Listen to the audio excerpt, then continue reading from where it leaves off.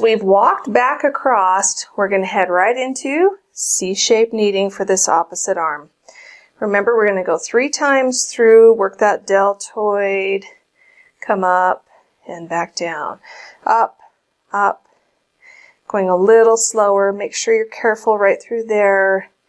Knead that deltoid and back down. Last time through, a little deeper, a little more intent. Work that muscle, come right across the bone and up to the neck. S-shaped kneading. This hand goes a little faster. Look at your palm, pivot and turn, pull out. Again, a little deeper. Look at your palm, turn, and out. Again, up. Like I said, you can do this more than 3 times. This is a really good feeling stroke.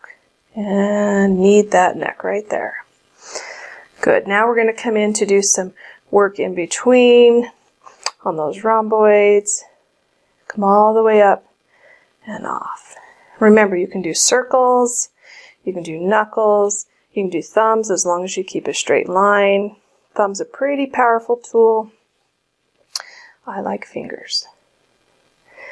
And you can take your time and really compress those tissues and get them to relax.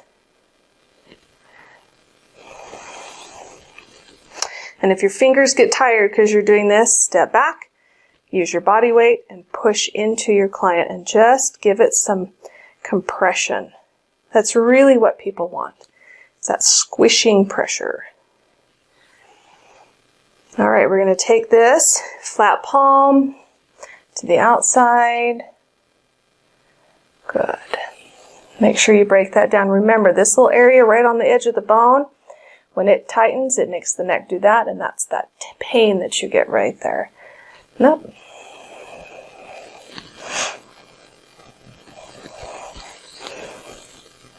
And flatten out. I'm shifting tools because there's too much bend in my wrist. And I'm feeling with this thumb to kind of come up through. And I'm going to keep working through this. You can keep working through this until that muscle relaxes, until it feels like it's letting go. Bring that motion all the way up through the armpit and onto the arm. Kind of squish all those muscles right through there. That's really starting to relax on her. Take your pressure, walk your hands around, come down into that lower back. We're going to take our fingertips, knuckles, or thumbs, and come down.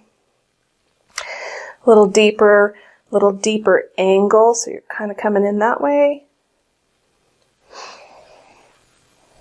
And remember, it's like driving a car. We're going to come down that hill, down, and as the road changes, we're going to follow it back up and take some of the pressure off of it. Then we're going to go into alternating thumbs or alternating knuckles. Give it a little more pressure, a little deeper angle into that lower back and up and around. One of my favorite places to get this little kneading motion in, that little corner in the back right there. And around. Remember, if it's too tender in there, go look at the quadratus lumborum or the QL release where you work through the hip right here to change the back. Then we're going to come in and stretch. Remember, if they don't have a lot of space, this isn't a comfortable one, but we're going to go all the way up to the top of that area, middle, and down. And you can use your knuckles, your fingertips, it's kind of pointy, be careful, or your thumbs. Now I'm going to show you an integrating stroke that we're going to do right here before I head into the elbow stroke. We're just going to knead the lower back a little bit. Kind of integrate those two pieces together. Okay. All right. Let's shift into our elbow work. Remember, we're going to come up through that waistline until we travel up to that area we want to use on our forearm. Flatten out our pressure. As you start to come up to that area between the shoulder blades, kind of lighten up a little. Talk with your person you're working on, ask if they want more or less pressure. Pull that shoulder down, kind of rotate that arm over and off. Back up and pivot and pull that shoulder down as you come around.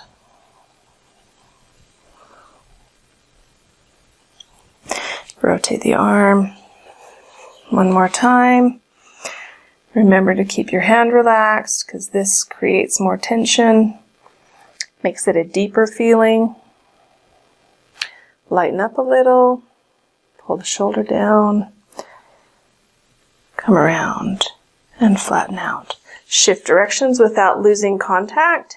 Come up, make sure you come right into the corner of that neck and flatten out. Pivot, come down through that lower back as you start to come up. Look at your palm and rotate off again. Now remember, you can go deeper, a little deeper, as long as their body tolerates it each time. And if you want to go deeper, you just increase the bend. That's all you do.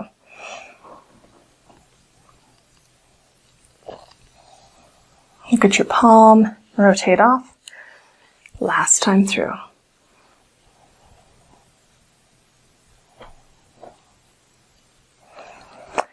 Look at your palm, up, rotate off.